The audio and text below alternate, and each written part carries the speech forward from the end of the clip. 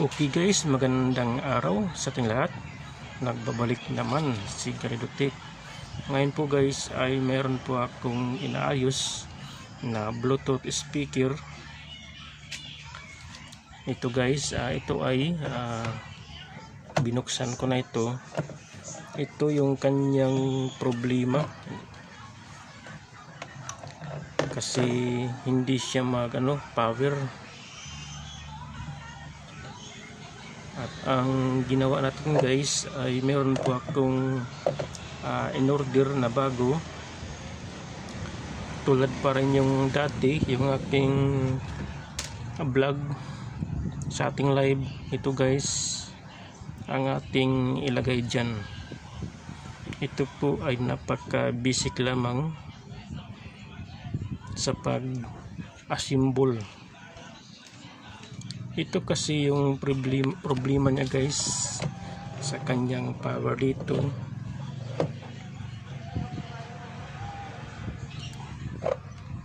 Kaya wala tayong maisip na technique. Kaya ang gagawin na lang natin yung bago natin ilagay na board. Wala kasing pyesa na ating mapalitan. Yung kanyang IC dito guys, ang kanyang problema, yung kanyang IC dyan na maliit. Ito yung ating DIY. Ito guys ang ating DIY. At ngayon po ay ikabit po natin para maya ay subukan natin.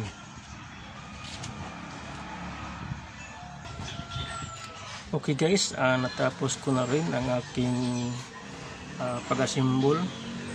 Ngayon po ay bago po natin isara ang kanyang cover ay kailangan ko munang ipaliwanag sa inyo guys kung paano ko ginawa na trabaho para mayroon po kayong dagdag kaalaman. Ito guys ay hindi na dito magsaksak ng easy cord, kasi yung design nito sa kanyang speaker ay meron siyang malaki na battery, mga 12 volts, kaya doon ko na lang nag-connection. Ito ang aking guys, pakita ko sa inyo guys. Ito yung kanyang battery, 12 volts po ito guys, papunta ito sa kanyang battery dun sa loob ng kanyang speaker. Malaki ang kanyang battery, mga 12 volts. Ito po ang kanyang linya. Yan po guys, ito yun ay nasa sa secondary. At dito naman ang aking connection ay ito po ang ating speaker, ito ang ating tweeter. Hindi siya naka series sa kanyang speaker guys, kailangan separate po siya, hindi siya nagka series. Yung kanyang wire dapat separate, yung speaker tsaka tweeter, dahil po ito ay meron sariling speaker at may sarili na tweeter dito. Yan guys, tweeter at speaker. Ngayon ay buksan po natin sa kanyang likod para makita po ninyo ang kanyang malaki na battery. Okay guys, bago po natin buksan ito, dito ako nagsaksak guys sa kanyang AC, sa AC cord ito, kasi yung kanyang primary papunta po yan sa kanyang power supply, tapos yung kanyang secondary meron siya na papunta sa kanyang battery. Buksan po natin ito guys para makita po ninyo. Ito na guys ang kanyang power supply, naka-connection sa dito, AC to power supply. At ito yung kanyang secondary. 100 kilo dapat impis house. Ano tayo impis house? Ito yung secondary 12 volts. Ala po tayo.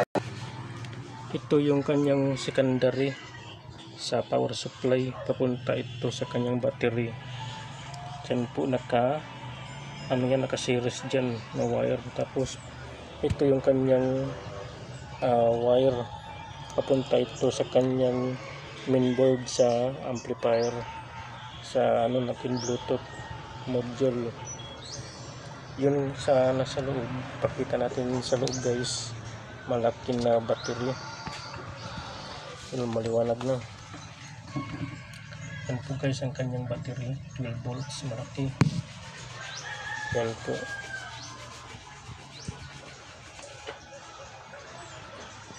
Ito yung kanyang power supply.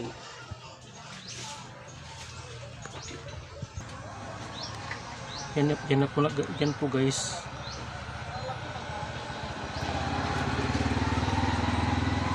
Ngayon ay isaksak po natin para malaman po ninyo na okay na siya.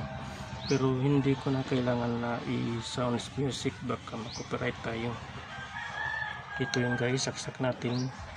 Galing yan sa likod.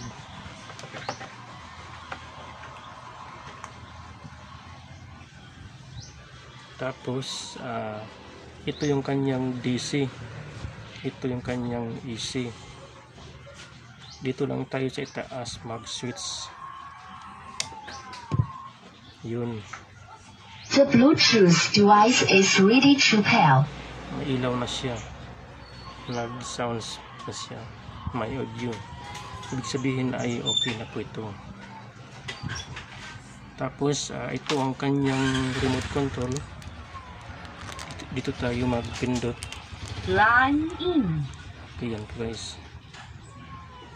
Hanggang dito na lang po ang aking vlog. Salamat sa inyong panood.